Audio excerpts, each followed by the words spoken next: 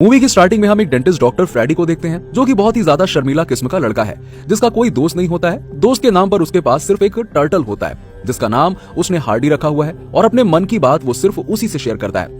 इसके अलावा उसकी फैमिली में सिर्फ एक आंटी होती है, जो उसकी शादी को लेकर बहुत परेशान रहती है, और इसी वजह से फ्रेडी काफी सारी लड़कियों से मिलता रहता था, जो उसे सोशल ऐप के थ्रू मिलती थी, पर हर लड़की उसके नेचर की वजह से उसे रिजेक्ट कर देती थी। और इस तरह वो लड़कियों को देखता ही जा रहा था, पर कोई उसकी जीएफ तो दूर की बात है, फ्रेंड तक बनना नहीं चाहती थी।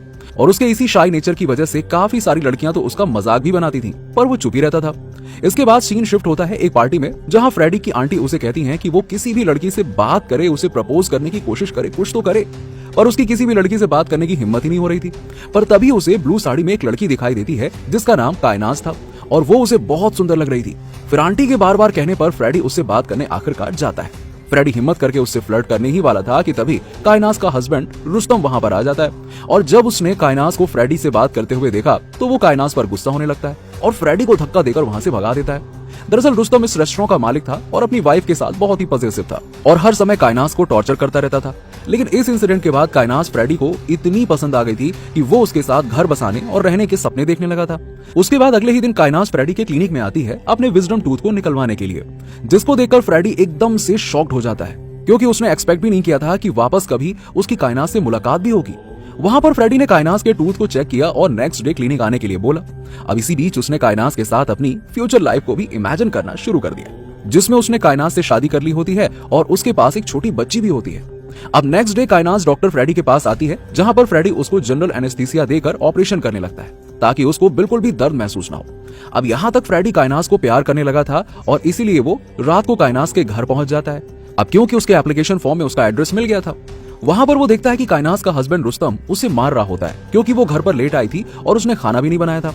रुस्तम उसे हर छोटी बात पर मारने लगता था और ये सब देखकर फ्रेडी को बहुत ज्यादा गुस्सा आता है, पर वो चाहकर भी कुछ नहीं कर पाता और गुस्से में वहां से चला जाता है। तभी वो रात को एक सपना देखता है कि उसके बचपन का ही एक इंसिडेंट होता है, जिसमें उसके फादर ने उसकी माँ को गोली मारकर शूट कर दिया होता है। दरअसल उसकी माँ किसी के साथ अफेयर में थी और वो फ्रेडी को साथ लेकर वहां से चली जाना चाहती थी, और जब उसके फादर को इसके बारे में पता चला था तो उसके फादर ने उसकी माँ को मार दिया था, और तभी से ही फ्रेडी का बिहेवियर इस तरह का इंट्रोवर्ट हो गया था। उधर चोट की वजह से कायनाज फ्रेडी के क्लिनिक नहीं आ पाती है, इसीलिए फ्रेडी उसे कॉल करके एक पार्क में मिलने के लिए बुलाता है, जहां वो उससे उसके फेस की चोट के बारे में पूछता है। अब वहां उसे पता चलता है कि उसके हस्बैंड ने फिर से उसे मारा था। वहां पर दोनों साथ में आइसक्रीम खाते हैं और दोनों के बीच में थोड़ी नजदीकियां बढ़ जाती हैं। अब फ्रेडी अपना लुक चेंज करके कायनाज से मिलने लगता है और वो अपनी आंटी को भी कायनाज के बारे में बता देता है। अब इस तरह से उनकी नजदीकियां और ज्यादा बढ़ने लगती हैं और एक दिन वो सिनेमा हॉल में एक दूसरे को किस भी करते हैं, जिसके बाद से कायनाज फ्रेडी की कॉल उठाना बंद कर देती है। कई दिनों तक बात ना हो पाने की वजह से वो कायनाज के घर पहुंच जाता है, जहां पर जब वो कायनाज को देखता है तो उसके पूरे चेहरे पर चोट के निशान बने हुए होते हैं, जिससे साफ पता चलता है कि उसके हस्बैंड रुस्तम ने उसे बहुत ही बुरी तरह मारा था। अब ये सब देखकर फ्रेडी को बहुत बुरा लगता है और वो कायनाज से शादी करने के बारे में पूछने लगता है, और कायनाज उससे कहती है कि वो अभी तक मैरिड है, जब तक वो सिंगल नहीं होती है तो उससे वो शादी नहीं कर सकती है। इसीलिए फ्रेडी अब रुस्तम को रास्ते से हटाने के बारे में सोच लेता है, और जब वो इसके बारे में कायनाज को बताता है तो वो डर की वजह से उसे मना करने लगती है। तब फ्रेडी उसे भरोसा दिलाता है कि वो उसे किसी भी प्रॉब्लम में नहीं आने देगा, वो खुद ही रुस्तम को मार देगा। और फिर नेक्स्ट इवनिंग जब रुस्तम वॉक पर निकलता है तो फ्रेडी उसे अपनी कार से कुचल देता है, और उस टाइम पर वहां पर कोई भी नहीं होता है, इसीलिए फ्रेडी को कोई भी ये सब करते हुए देख नहीं पाता है। अब इसके बाद फ्रेडी कुछ दिनों के लिए अपने फार्म हाउस में चला जाता है और पुलिस को लगता है कि रुस्तम की मौत हिट एंड रन केस में हुई है, पर फिर भी पुलिस उस मर्डर को आगे इन्वेस्टिगेट करने में लग जाती है। फ्रेडी अब बहुत खुश होता है कि रुस्तम के जाने के बाद अब कायनाज सिर्फ उसकी है और अब वो उसके साथ शादी करके अपनी लाइफ जी पाएगा, पर ऐसा होता नहीं है। जब इसी खुशी के साथ फ्रेडी कायनाज के घर पर आता है, तब वहां पर वो अपने बॉयफ्रेंड रेमंड के साथ मजे कर रही होती है और वो फ्रेडी को वहां से जाने के लिए बोल देती है।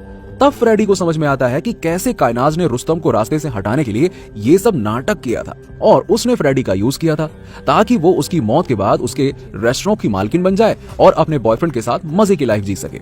उसके दिल में फ्रेडी के लिए कोई भी प्यार व्यार नहीं था, और इसे सुनकर फ्रेडी की आंखों में आंसू आ जाते हैं और वो उसे माफी मांगने को कहता है, जिस पर रेमंड उसे मारने लगता है और कायनाज उसे खुद से दूर रहने का बोलकर धक्के मारकर वहां से भगा देती है।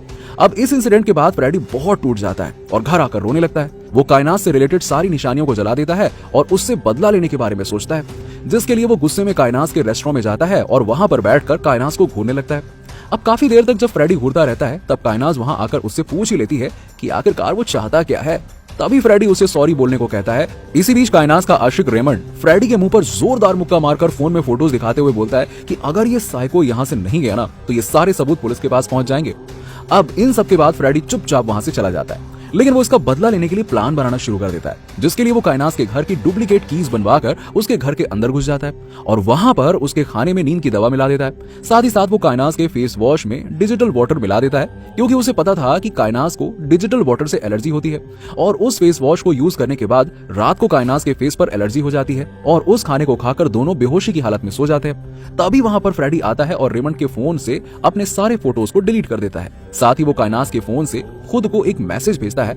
उसके बाद वो जाने से पहले रेमंड के गाल पर कई सारे थप्पड़ रसीद कर देता है। अब जब मॉर्निंग में कायनास उठकर अपने फेस को मिरर में देखती है तो वो चिल्लाने लगती है, क्योंकि उसके फेस पर एक अजीब सी एलर्जी हो गई थी।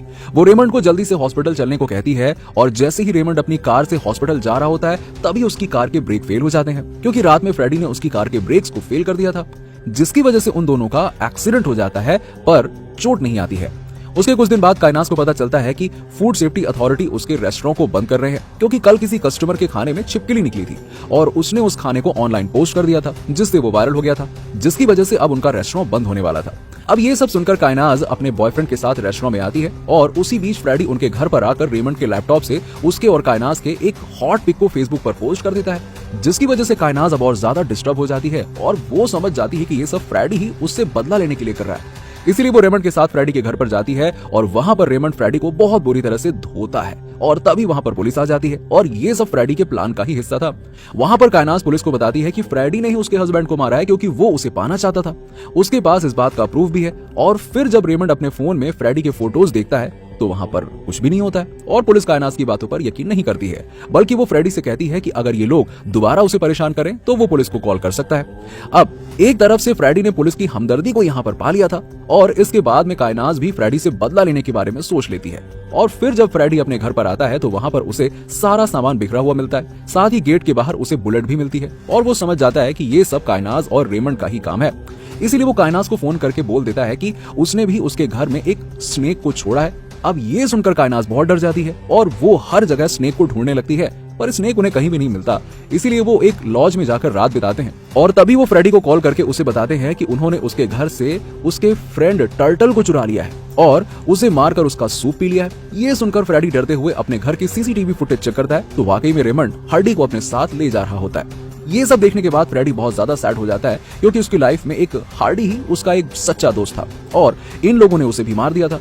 इसीलिए उसमें बदले की भावना अब और ज्यादा तेज हो जाती है और वो अगले दिन एक भिखारी के पास जाता है जो कायनास के घर के पास ही रहता था और वो भिखारी को कुछ पैसे देकर पुलिस के पास जाकर स्टेटमेंट देने के लिए कहता है कि उसने एक कार को आदमी को कुचलते हुए देखा था। वो वहां पर पुलिस को उस कार का नंबर भी बता देता है जो कि फ्रेडी की कार का ही होता है। इसलिए पुलिस फ्रेडी के पास आकर इंक्वायरी करने लगती है, जहां पर फ्रेडी बताता है कि वो कार तो उसकी ही थी, पर उस दिन वो उस कार को चला नहीं रहा था। दरअसल उस दिन कायनास की कार खराब हो गई थी, इसीलिए उसने अपने बॉयफ्रेंड रेमंड को उसके पास कार लेने के लिए भेजा था।